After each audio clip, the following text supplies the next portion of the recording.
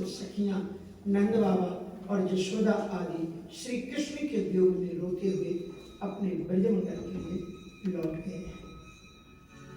इधर भगवान श्री कृष्ण जी के पास वो जो महीना था उसके लिए जो सब लोग आए हुए थे, सभी ऋषियों ने कल्पवास करने के बाद में श्री गोविंद के पास बड़े बड़े ऋषि लोग हैं, पहल संपायन भृगु अंगरा पुलय कणादि जावालिया सब अपना सम्रांत स्नान करने के बाद में गोविंद के पास में आए और भगवान श्री कृष्ण जी उनको देख करके महात्माओं को इतना आदर देते हैं कि भगवान जी उनके लिए खड़े हो गए। यहाँ पर कुछ ऋषियों के नाम दिए हैं, कौन कौन सी महात्माएं। द्वैपायनो नारदश्च च्यवनो देविनो शितः विश्वामित्रो शतानंदो भरद्वाजोति गौतमः रामः शिष्यो भगवान वसिष्ठो गार्गो भृगुः पुलस्त्या कश्यपोत्रश्च मार्कंडेयो बृहस्पति। ये सारे ऋषि लोग कृष्ण के पास आए। कौन कौन से? द्वैपायन। द्वैपायन किसको कहते जानते हो? श्रीमद् भागवत की जिन्होंने रचना की ना, व्यास जी आप जिनको कहते हो, व्यास जी तो उपाधि है, जैसे किसी को व्यास जी, किसी को महाराज जी, किसी को पंडित जी कहते हैं, लेकिन उनका वास्तविक नाम था वेद व्यास जी का कृष्ण द्वैपायन जी महाराज, द्वैपायन। तो ऐसे व्यास जी महाराज हुआ द्वैपायनो नारदश्च, नारद जी महाराज, च्यवनो च्यवन ऋषि, देविनो शितः, देवल नाम के ऋषि आए, अश्वत नाम के ऋषि आए, विश्वामित्र, शतानंद, भरद्वाज, गौतम, और जहां जहां रामा सब ऋषियों में है ये परशुराम जी के लिए। परशुराम जी बहुत बड़े ऋषि हैं और अकेले नहीं आए, अपने शिष्यों रामा शिष्यो भगवान वशिष्ठो गार्गो भृगु, और इनको भगवान शब्द से, ये भगवान है परशुराम जी महाराज, अवतारी कुछ थे। अग्रता सकलम शास्त्रम प्रकृता शशरम। वशिष्ठो गार्गो भृगु, वशिष्ठ ऋषि, गार्ग ऋषि, भृगु ऋषि और पुलस्त ऋषि, रावण के पिताजी के पिताजी पुलस्त ऋषि। ब्रह्मा जी ने जो 10 ऋषि उत्पन्न किए ना, मरीचिरत्रंगसो पुलस्त्या प्रयाकतु भृगुर्वशिष्ठो दक्षत्र दशमुस्तत्र नारदा, उनमें से ब्रह्मा जी के मानस पुत्रों में पुलस्त्या, गार्गो भृगु और पुलस्त्या, कश्यप ऋषि, अत्रि ऋषि, मार्कंडे और देवगुरु बृहस्पति, बड़े बड़े ऋषि लोगों का श्री कृष्ण के पास में शुभागमन हुआ। और जो ही भगवान श्री कृष्ण जी के पास में वो आए हैं, भगवान श्री कृष्ण जी ऋषियों के लिए उठ करके खड़े हो गए। अब महात्माओं का सम्मान कितना है कि महात्माओं के लिए जिस भगवान की उपासना करके महात्मा दुनिया में पूज्य बनते हैं, वो परमात्मा उनके लिए खड़ा हो। भगवान कहते हैं कि मैं ऋषियों का स्वागत, तो उन्होंने कहा कि हे महात्माओं के लिए श्री कृष्ण जी ने उनकी प्रार्थना करते हुए उनकी आरती उतारी। और क्या कहा कि केवल पाषाण की प्रतिमाएं भगवान नहीं होती,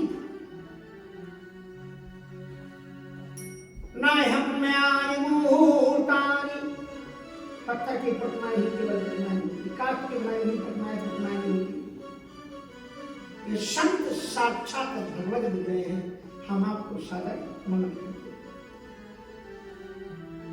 ऋषियों की आंखों में आंसू छलछलाए कि गोविंद तुम कितने करुणामय, तुम तो भगवान हो, तुम्हारा थोड़ा बहुत नाम लेकर क्या कि महात्मा बन गया और आप कह रहे क्या आपके भी पूज्य। बड़ी सुंदर बात ऋषियों की।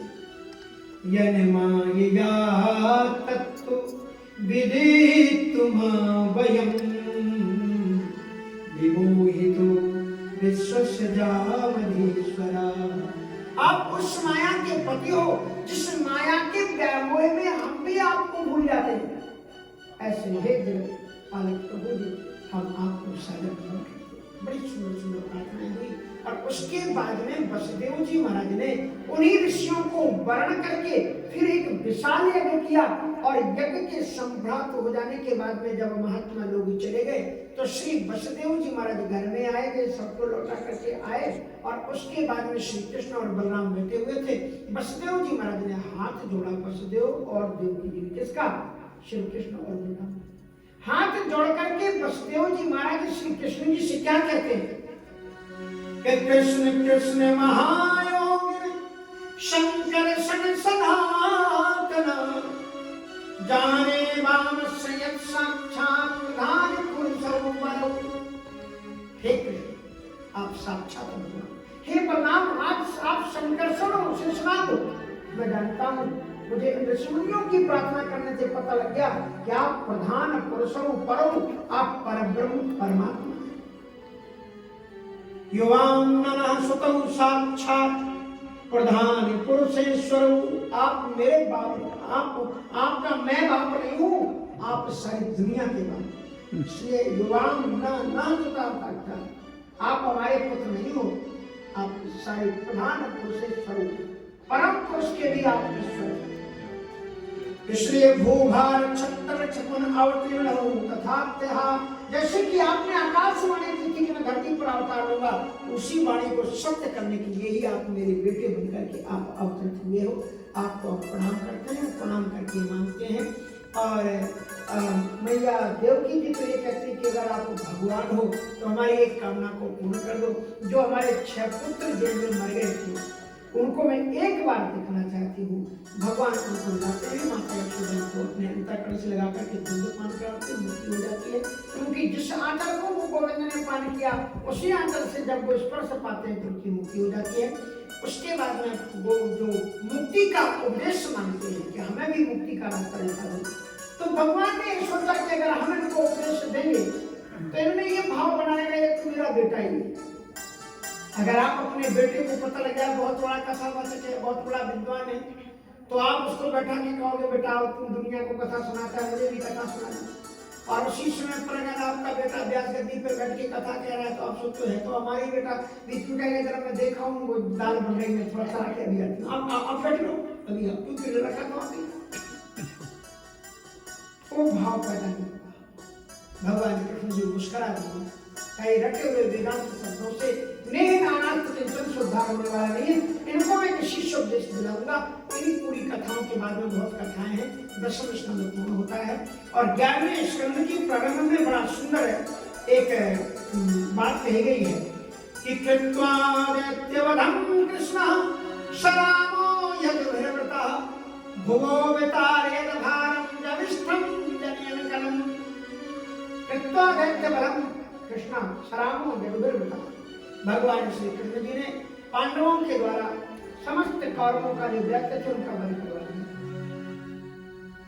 अब जो यदुवंशी थे, यदुवंशी ही अभिमान में भर उठे कि हमने तो इनको मार दिया। अब वो खुद ही अभिमान में भर करके वही काम करने लगे थे जो पहले कौरव कर रहे थे। अब मदरा वो पिए सब कुछ काम कर रहे थे। भगवान कृष्ण को लगा कि अब इनकी भी धरती पर कोई आवश्यकता नहीं है, इसलिए इनके लिए भी कुछ करना चाहिए। जैसे कि आप एक गिलास को धोते हो, अगर उसमें आपने चाय पी या कुछ भी चीज रखी तो क्या करते हो, धोने के लिए क्या करते हो, उसमें आप राख डालते हो उसको मान, उसके बाद क्या राख पड़ी रहती है, नहीं उसमें पानी डाल करके उसे आप साफ कर देते। अच्छा साफ हो गया तो फिर क्या पानी रखा रहता, उसकी गंदगी को मिटाने के लिए आपने गंदगी मिटाई और साफ पानी रख दिया। और जब वो गंदगी साफ हो गई तो साफ पानी को फिर साफ पानी भी नहीं रखते, आप उसे मिटा देते हो। तो बुरी वृत्तियों को निकालने के लिए सद्वृत्तियों को जीवन में लाना चाहिए।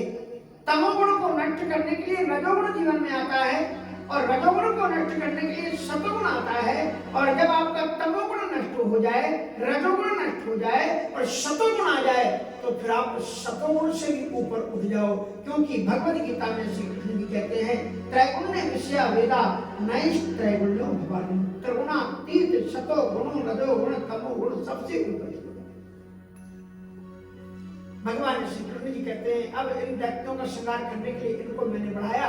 अब इन यदुवंशियों की भी आवश्यकता नहीं है क्योंकि मेरे लोग के हैं। मैं अपने गौरव धाम को जाऊं उसके पहले इनको मैं पहुंचा दूं, क्योंकि मैं अपने भगवान जब अवतार लेते हैं तो भगवान के साथ के जो सखा है, गैया है, तीर्थ हैं, सब उनके साथ में अवतार लेकर के आते हैं। और भगवान जब जाने लग जाते हैं तो सबको अपने साथ में कोई ना कोई बहाना बना करके ले जाते हैं। भगवान श्री कृष्ण जी ने सोचा कि यदुवंशियों को ये सब देवता है जो यदुवंशी बनकर के, आपको मालूम है अर्जुन कौन था? अर्जुन का मालूम है ना, अर्जुन कौन था? इंद्र था, इंद्र का बेटा है। कर्ण कौन था? सूर्य था। तो ये सारे सारे देवता थे, भगोम तारे भारम देवष्टम। अब इनको सबको वापस अपने लोक को ले जाना है, तो कोई बहाना बनाना पड़ेगा ना, कैसे लेंगे? तो भगवान श्री कृष्ण जी ने एक लीला की। एवं व्यस्तो राजन सत्य संकल्प ईश्वर शाप व्याजेन में प्राणाम संजय ब्राह्मणों का शाप का बहाना बना करके सारे यदुवंशियों का विनाश करा के उनको अपने परम धाम में भेज दिया। कैसे? एक बार द्वारका के पास में ही पिंडार क्षेत्र है, वहां पर सप्तऋषि आए और हवन स्वाहा स्वधा अनुष्ठान कर रहे थे। भगवान श्री कृष्ण जी सुधर्मा सभा में गए हुए थे। श्री कृष्ण की जो संतानें थी, उनके बच्चे वो खेलते खेलते उन ऋषियों के पास जा पहुंचे। और जब वहां जा पहुंचे तो उन्होंने कहा, ये महात्माओं को लोग कहते हैं तो सब कुछ जानते हैं, देखे में कुछ ज्ञान है कि नहीं है। तो उन्होंने क्या किया, सांब के बेटा जो सत्यभामा के बेटा थे सांब, उन्होंने सांब को देखने में बड़ा प्यारा गोल मोटोल चेहरा था, और उसको क्या किया, उसको लड़की बना दिया, महिला बना दिया, उसको साड़ी पहना दी, उसके अंदर में कपड़े पूछ दिए, पेट बढ़ा दिया और पकड़ करके ले गए महात्माओं के पास में। दुर्वासा ऋषि थे, विश्वामित्र थे, सप्तऋषि थे।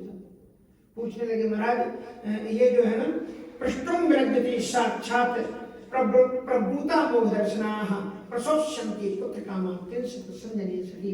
ये जो महिला है, ये देवी है, ये प्रेग्नेंट है, गर्भवती है, तो हम आपसे जानना चाहते हैं, ये शर्मा रही है आपसे। पृष्ठम विरजति साक्षात प्रभूता मोह दर्शनाः, आप तो अमोघ दर्शन है, आप तो त्रिकाल दर्शी हैं, ये शर्म कर रही है आपको बताने में। हम बता देते हैं, ये जानना चाहते हैं कि उसको लड़का होगा कि लड़की होगी।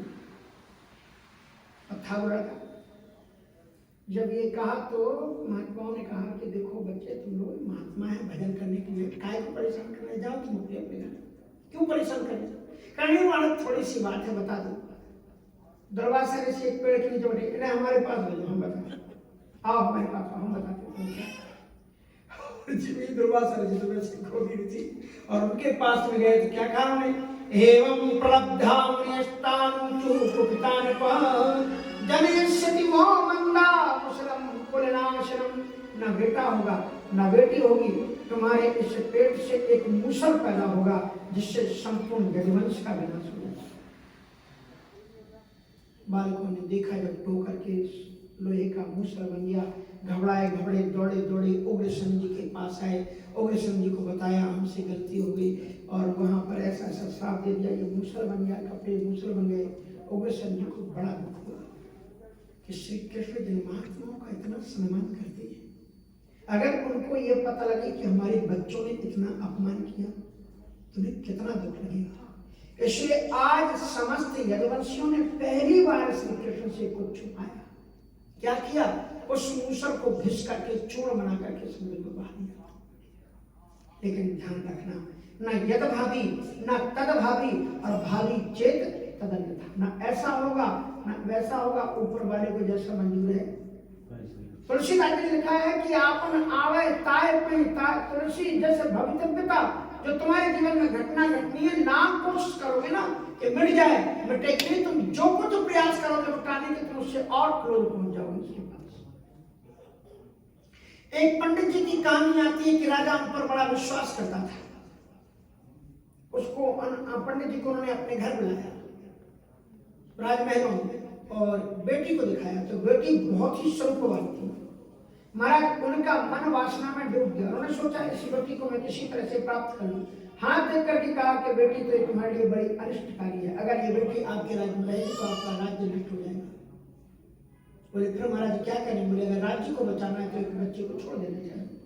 क्या करें? तो उन्होंने कहा कि काम करो, इसको एक काट के ताबूत में उसको रखो और कुछ सोना चांदी भी इसके साथ में रख दो और समुद्र में बहा।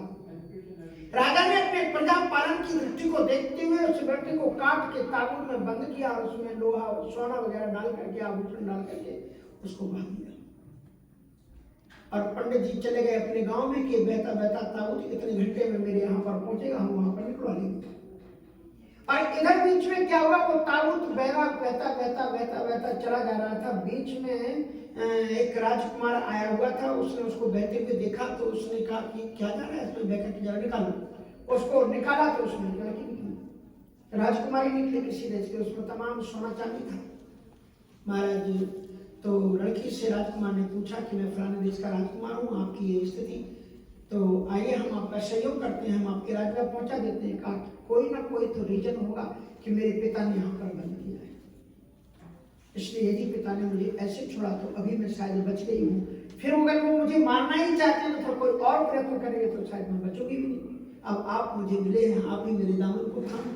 उसके बाद में वो राजकुमार ने तो उनको स्वीकार कर लिया, लेकिन उनको उसको समझ में आ गया जब पूरी घटना सुनी कि शायद पंडित जी ने ये गलत अवधारणा से किया है, इसलिए उन्होंने उसके अंदर में एक शेर बंद कर दिया, वो भालू, उस काट की पेटी में, और उसको बाहर दिया।